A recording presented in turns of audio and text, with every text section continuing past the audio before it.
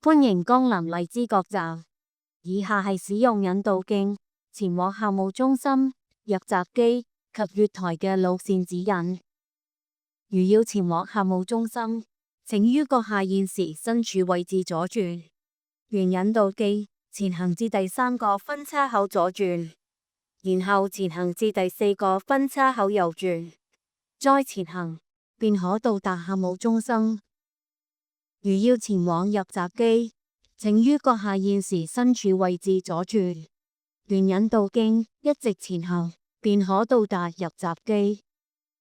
如選擇使用樓梯前往月台，請於入閘後沿引導徑前行至第1個分叉口右轉，然後前行至第2個分叉口右轉，再前行至盡頭，便可到達通往月台之樓梯。到達月台後，左邊為往中環方向之月台，右邊為往荃灣方向之月台。如選擇使用升降機前往月台，請於入閘後沿引導徑前行至第2個分叉口右轉，然後前行至第3個分叉口左轉，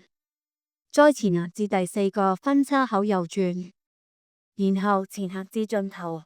便可到達通往月台之升降機。到達月台後，左邊為往荃灣方向之月台，右邊為往中環方向之月台。